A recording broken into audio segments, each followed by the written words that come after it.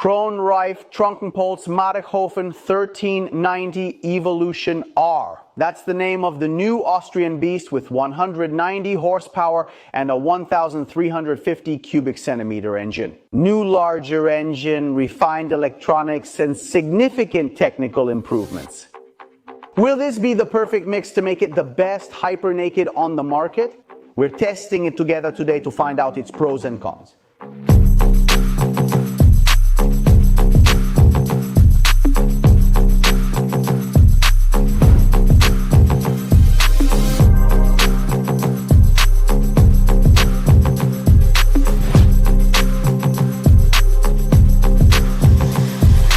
So let's start with the test of this monster on two wheels. An insane amount of torque and power managed, let me say right away, masterfully by the electronics that Kronreif Trunkenpolz Mattighofen has implemented and further improved. Compared to Gen 3, this is Gen 4. As usual, let's go step by step and start today's review with riding comfort. Comfort, guys. Which has changed a bit compared to the previous generation of the Super Duke. And on this 1,390, I have to say we're a bit sportier, more racing oriented. Mama Kronreif Trunkenpolz Mattighofen decided to change some angles on this 1,390, making the riding position a bit more forward leaning. I absolutely agree with this choice because in the end, considering the power and the torque, having that slightly more aggressive riding feel definitely doesn't hurt. The position of the foot pegs is slightly set back. You can be really comfortable, and especially for someone like me who's 6 feet tall, it fits really well. The tank area, not only has the tank changed, but also the side panels and the radiator area, which now have better aerodynamics. In fact, with the 1,290 Gen 3, we had the problem that the air tended to hit the tank area and made us spread our legs. Now, I have to say that once you grip the tank, the air does come in, but it all goes to the outside of your leg. And this also makes it easier for us to grip the tank. But let's get back to comfort and talk about the seat, which, although not very big, is really well padded and has excellent non-slip covering. Next, the arms and torso position. In general, it's clearly loaded towards the front, so your head will be roughly over the fuel tank cap. It's not as extreme, for example, as on other hyper-naked bikes like the Street Fighter, where your nose practically ends up under your chin, but we're still leaning forward. This is something I want to make clear and repeat to you, because it's one of the changes that this Gen 4 has brought to the road. The vibrations you feel on the handlebars, even at higher speeds, are absolutely minimal and very tolerable. So clearly, aside from the wind we'll be taking on, since here the wind protection is pretty much a utopian situation. In my honest opinion, you could even travel together with her, obviously making a few compromises. But for example, I would immediately go to Sardinia with her if I had her. The only vibrations I want to point out to you, which I don't know if they're due to the model I'm test riding, which was given to me by the B&T dealership in Rome. They're the ones I feel on my right foot. Probably because we're directly connected to the exhaust, and I imagine the problem could be coming from that. Maybe someone already has it in their garage or in the comments. Let me know if you also feel any vibrations even though you're wearing motorcycle boots, especially on the right foot peg. Leaving the topic of comfort aside, I'd like to talk about the engine, another new feature introduced in this 4th generation. The engine reaches 1,350 cubic centimeters and also gains variable timing. It's incredible though how Kronreif Trunkenpolz Mattighofen manages year after year, model after model, generation after generation to increase the power and still make the bike very controllable and docile. Honestly, when they gave it to me for a test ride, knowing the old Kronreif Trunkenpolz Mattighofen models, I thought, here we go, this is it. They put 2 nice pistons inside the tower. It's gonna be a hooligan bike. It's gonna pull like crazy. But instead, guys, I have to say I was surprised because it can still be tamed even though it's sharpened its claws. Just to give you some technical data, the engine has 190 horsepower and over 140 Newton meters of torque. What I like about this bike is the fact that it's always ready, no matter what revolutions per minute we're at. Through the dashboard, we can really access a myriad of submenus that allow us to customize the riding experience. And obviously, still talking about the engine, there are also different mappings available. Everything, of course, can be changed using the left control panel by entering the submenus. We have Rain, Street, Sport, Track, and Performance. The last two, of course, are in demo mode, since I don't think the dealer has unlocked this type of package on this bike. Another thing I really appreciated about this Super Duke 1390 is the way the engine delivers power. It doesn't jerk, it's always very precise, and when you open the throttle, it's nice, steady, and progressive. I really liked it. Well done, Kronreif Trunkenpolz Marehofen. The strange thing is that the torque is so well distributed and tamed on this Super Duke. You find yourself going 180 kilometers per hour, and it feels like you're doing 80.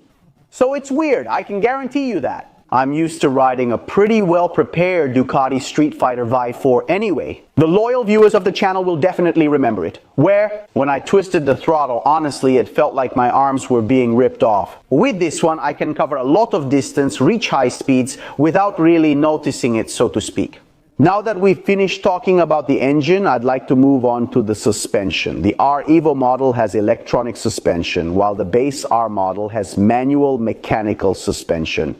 This one costs about 24,000 euros and some change on the price list. The other one instead is a few thousand euros less.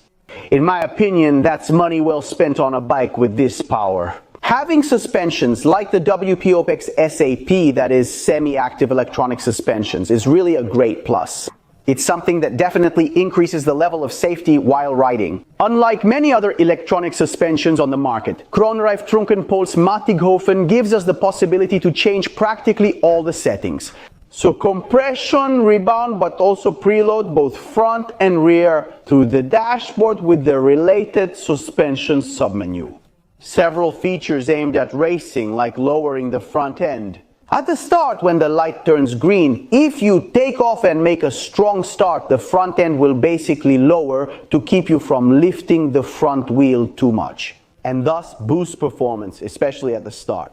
We also have the option to let the inertial measurement unit control unit automatically manage the behavior of the suspension. Or, as I was saying before, we can manually adjust anything we want.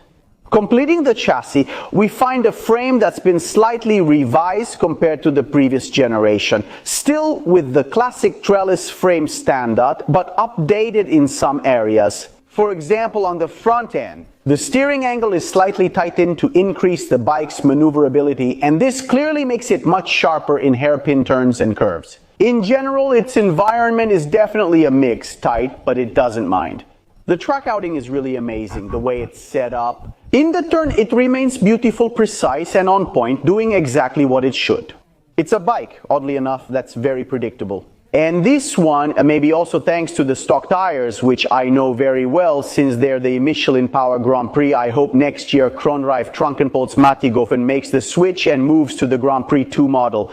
This tire's evolution has been on the market since early 2024. I'm taking advantage of the CT section as usual. I'll also start by telling you about the feelings I have, about what I sense when I'm in situations like this. These are likely situations where we all use motorcycles more, especially in urban areas. Temperatures aren't high today and the weather is bad. Hopefully it won't start raining soon. But anyway, the motorcycle in its original configuration, so with the catalytic exhaust and everything that comes with it, gets hot, especially on the right side. When the temperature rises, aside from the fan on the radiator's left side, the feeling balances out. Both legs will suffer a bit from the heat during warmer periods. The sound of this Kronreif Trunkenpolz Matighofen in full stock configuration, so completely original, isn't exactly great. We have to be honest. And this is due to the Euro 5 regulations that this bike complies with. But the advice is definitely to free up the engine a bit, let it sing the way it should, by at least putting on a nice exhaust. Another thing I really liked about this Kronreif Trunkenpolz Matighofen, which overall, as you can tell, is getting a positive response from this review. And also the braking system. 320mm discs at the front, 240 at the rear. Both at the front and at the rear, we find Brembo calipers with 4 pistons at the front, connected with braided hoses as standard. That's really a very good thing. It also has a Brembo radial master cylinder. And I can guarantee you that the braking, besides being very easy to modulate, is also nice and sharp.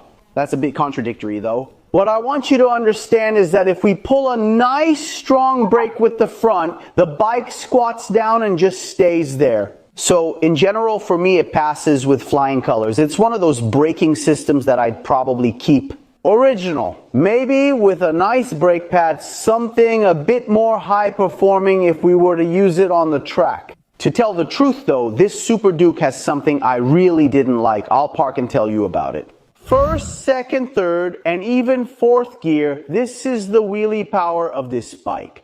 1390 Super Duke Race Replica EVO. Obviously, I'm telling you this, but it's just what I've heard. 24,280 euros is the dealer price at the time of recording this review. A bike that, without a doubt, knows how to entertain and manages to make you fall in love with it right from the start, from the very first miles.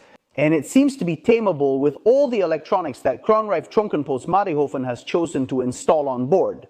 Yet one thing I just can't get over is the headlight of this new Super Duke. As you know, we're in a bit of a sad year for headlights. Kronreif Trunkenpolz Mattighofen seem to have found the perfect solution. With the previous years, Gen 1, Gen 2, and Gen 3 gave a very distinctive and iconic headlight to the Super Duke brand. But this year, the Austrians decided to renew it, still in line with the previous ones in terms of LED horns.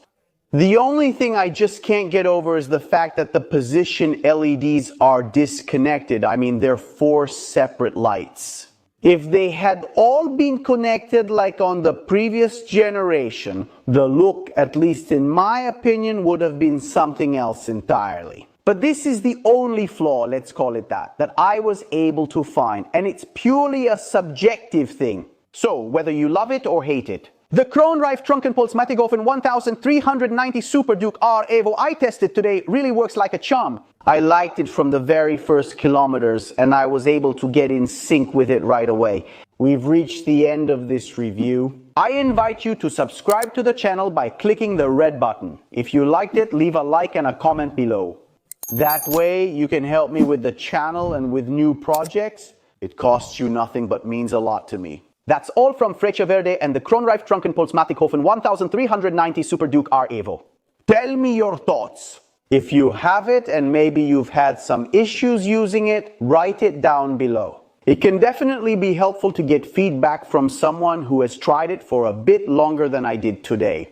All that's left is to thank you and say goodbye. See you in the next video. Bye.